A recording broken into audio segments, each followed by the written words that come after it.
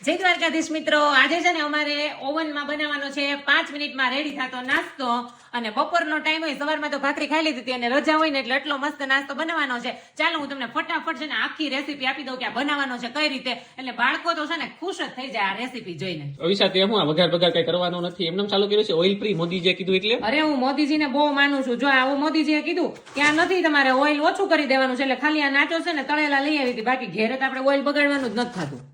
હું મોદીજીમાં છે ને આમ પૂરેપૂરો સહયોગ આપું. મોદીજી કઈ ને એમ જ કરવાનું.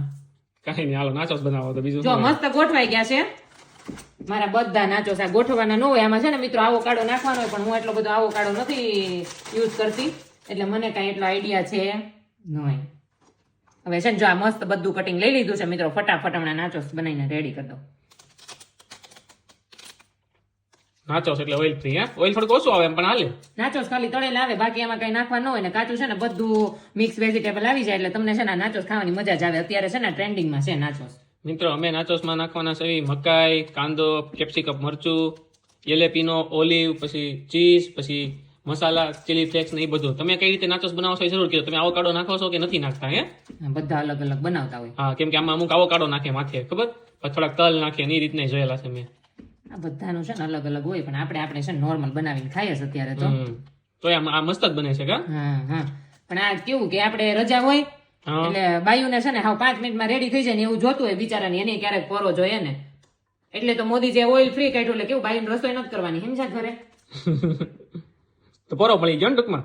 હા હાલો એલેપી નું આવી ગયું છે હવે. અને બધા છે ને બહુ જ આવે છે મસ્ત મસ્ત જોક્સ કે મોદીજીએ કીધું છે કે હમણાં થોડાક દિવસમાં મોદીજી ઈ કહે કે છે ને મિત્રો દેશ આર્થિક સંકટમાં છે તો તમારે બે કિડની નું શું કામ છે, એટલે એક દાનમાં કરી દો.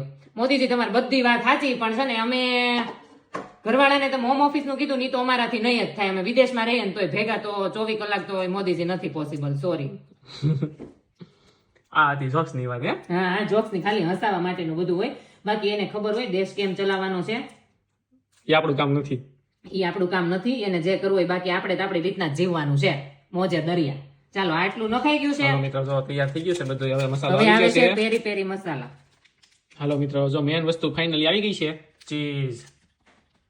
ચીઝ તો જોઈ શું કેવું આપણે બધું જ એટલે આમાં એટલું બધું નથી નાખવાનું, લબાલબ નહીં થોડુંક તો જોઈ તો આમાં જરીક જ હોય, ખાલી ઉપરથી આપણે હા થઈ ગયું છે. ચાલો સારું, હાલો ઓવનમાં આપણે મૂકી દેવી હવે 5 મિનિટ માટે. ચાલો બનીને બાકી એક નંબર આઈટમ કઈક અલગ જ. જો આજે મિત્રો એકદમ જો અલગ આઈટમ તમને બતાવી છે, કાંઈ ન ઘટે. કેતા હતા ને? મજા આવે ખાવાની.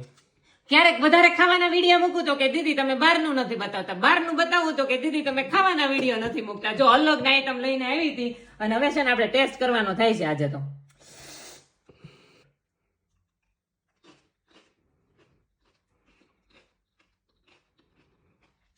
ભાઈ જબરો ટેસ્ટ છે, કાંઈ ન ઘટે મિત્રો. જો દેખાય છે જેવું સ્વાદ તો મસ્ત જ હોય ને, કેમ કે બધી વસ્તુમાં મજા આવી જ નાખી છે. બહુ મસ્ત બન્યા છે મિત્રો, અને એટલો સરસ નાસ્તો મળતો હોય ને. તમે મિત્રો પ્લીઝ એકવાર ઘરે ટ્રાય કરો, આવી રીતે બનાવવાનો કેવો ટેસ્ટ આવે છે તમને. તમે બનાવતા હોય તો આમાં હું અલગ કરીએ અમે ઈ કયો એટલે ખબર પડે. હા એટલે કોમેન્ટ કરવાનું ભૂલતા નહીં, અને આવા નવા વિડીયો જોવા માટે લાઈક કરજો, શેર કરજો અને ફોલો કરવાનું ભૂલતા નહીં. મળીએ નેક્સ્ટ વિડીયોમાં. જય દ્વારકાધીશ.